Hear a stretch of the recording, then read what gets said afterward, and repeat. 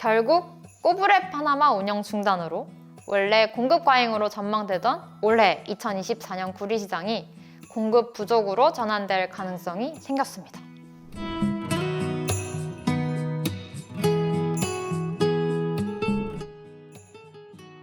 안녕하십니까. 똑소리 나는 원자재 투자 옥지혜입니다. 원자재에 관심이 있는 분들이라면 요즘에 구리가 부족해질 거다 이런 말을 뉴스에서 많이 접하셨을 텐데요. 오늘은 진짜 앞으로 구리가 부족해질지, 부족해진다면 어떤 이유 때문일지 한번 살펴보겠습니다. 먼저 구리는 태양광에서 풍력 터빈, 그다음에 전력망에 이르기까지 거의 모든 재생에너지 분야에 사용이 되고 있어요. 재생에너지라고 하면은 앞서 언급한 태양광이나 풍력 외에도 전기차가 또 떠오르는데요. 연일 뉴스에서 주목하는 전기차에도 이제 상당량의 구리가 사용되고 있습니다. 왼쪽 차트에서 보시다시피 내연 기관차 한 대에 사용되는 구리 양이 평균 한 22kg 정도인 반면에 배터리 전기차에는 4배인 83kg가량이 필요합니다. 구리 전체 수요 중에서 신재생 에너지 비중도 점점 늘어나서요. 2021년에 한 5% 정도이던 비중은 2030년 20%까지 확대될 전망입니다.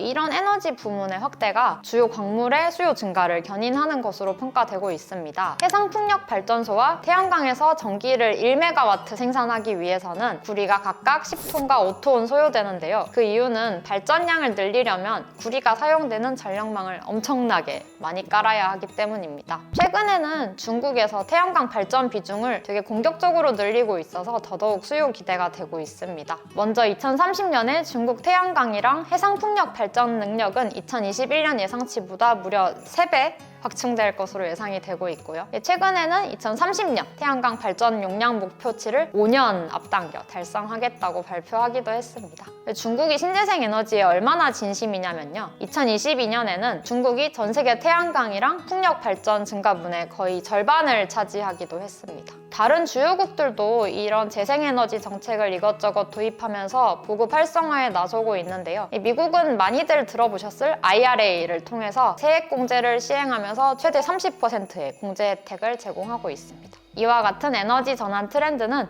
구리 수급을 타이트하게 하는 주요 요인이 될 것으로 예상이 됩니다. 한편 수요 측면 외에 공급 쪽에서도 구리 부족을 야기하는 이유가 있습니다. 매년 중남미에서는 구리 공급 차질 이슈가 발생하는데요. 일단 이상기후 현상으로 광산 용수가 부족해서 생산량 감소 문제가 지속될 전망이고요. 최근 들어 중남미에서는 환경범죄 감시 전담 기구가 설립된다거나 하는 환경우선 정책이 강화되면서 구리 광산에 대한 승인이 10년 만에 최저 수준으로 떨어지고 있습니다.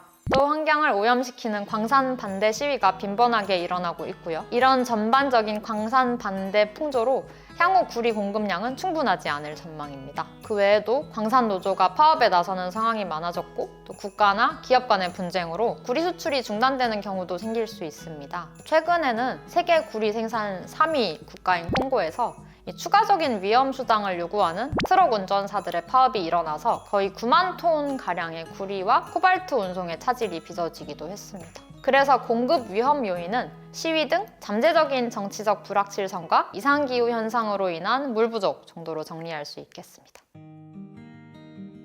광산 운영 자체에도 이렇게 문제가 많은데요. 사실 광산 프로젝트가 시작되는 것도 어려운 일입니다. 첫 번째 이유는 신규 투자에 나서는 게 힘들기 때문입니다.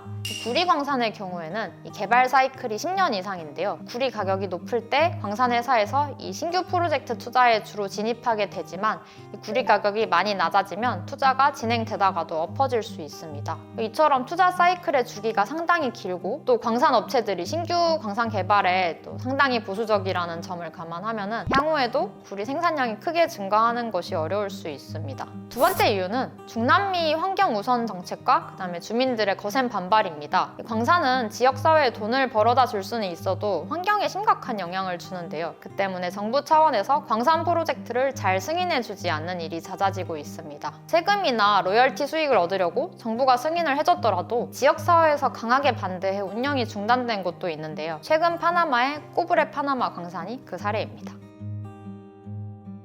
꼬브레 파나마는 파나마의 거대 광산인데요. 2023년 12월 파나마 대법원이 이 광산의 소유주인 First Quantum Minerals와의 계약 법률에 대해서 위헌 결정을 내리면서 최종적으로 운영 중단이 되었습니다. 국가 GDP의 5% 정도 차지하는 광산을 국민들이 왜 이렇게 반대하나 봤더니 일단 2017년에 대법원에서 입찰 과정의 불투명성을 문제 삼으면서 위헌 판결을 한번 내린 적이 있었다는 게 주된 명분입니다. 게다가 GDP의 많은 부분을 차지하기는 하지만 그동안 국가에는 거의 재정적으로 기여하지 않았는데요. 2019년부터 본격적인 생산을 시작한 이후로 FQM사는 35억 달러 이상을 벌었지만 소득세는 한 푼도 내지 않았다고 합니다. 또 광산 운영 자체가 이 환경에 미치는 영향이 되게 큰데다가 계약 내용 중에 주변 환경이나 막대한 수준의 정글을 개발해도 된다는 부분이 있어서 정글 파괴도 문제시되고 있습니다. 그리고 2022년부터 꼬브레 파나마 운영과 관련된 신고가 거의 200건이 넘게 접수가 되었는데요. 폐수를 무단으로 배출을 해서 계곡이 우윳빛으로 변했다든지 파이프라인이 파손되어서 강이 오염되었다든지 하는 그런 내용입니다. 마지막으로 광산 운영 과정에서 물을 정말 많이 사용하는데요. 식수나 농업 용수가 부족할 정도로 안 그래도 물 부족이 심각한 파나마에서 광업 용도로 물을 소비한다는 게 일반 시민들한테는 용납이 안 되는 일인 것 같습니다. 요새 파나마 가뭄이 얼마나 심각하냐면요. 이 파나마 하면 떠오르는 파나마 운하 있죠. 그 운하도 올해 우기를 제외하고는 거의 항상 물 부족 때문에 병목 현상을 겪어서 이 배들이 파나마 운하 근처에 이렇게 많이 대기하고 있는 상황입니다. 파나마 운하의 경우에는 배가 이렇게 한 척 통과할 때마다 저수지에 있는 많은 물을 끌어다가 써야 되는데요.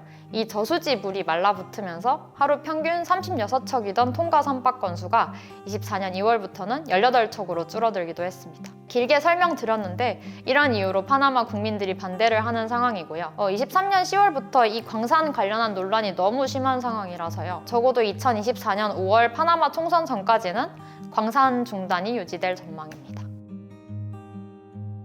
결국 꼬브레 파나마 운영 중단으로 원래 공급 과잉으로 전망되었던 2024년 구리 시장이 공급 부족으로 전환될 가능성이 생겼습니다. 원래는 한 46만 톤 정도 공급 과잉이 예상되었는데요. 37만 톤 가량의 이 꼬브레 파나마 광산 공급이 중단된다면 과잉 규모는 9만 톤에 불과하게 됩니다. 이 상황에서 칠레의 다른 거대한 광산들도 생산 감축을 선언하면서 2024년 구리 공급 전망치는 대폭 하향 조정되었습니다. 이렇게 구리가 부족해지는 상황이 생기면서 2024년도에는 재련소 수수료 수익도 낮아질 것으로 보입니다. 최근에 칠레 광산업체랑 중국 재련소가 2024년 1분기 정광 TCRC, 그러니까 정재련 수수료 계약을 톤당 80불에 체결했다는 기사가 떴는데요. 23년 4분기 수수료가 95불이었다는 점을 감안하면 무려 15%나 한 분기 만에 낮아진 것입니다. 구리 부족이랑 재련소 수수료랑 도대체 무슨 상관이냐 하실 것 같아서 두 개의 관계를 설명드리겠습니다. 기본적으로 광산이 재련소에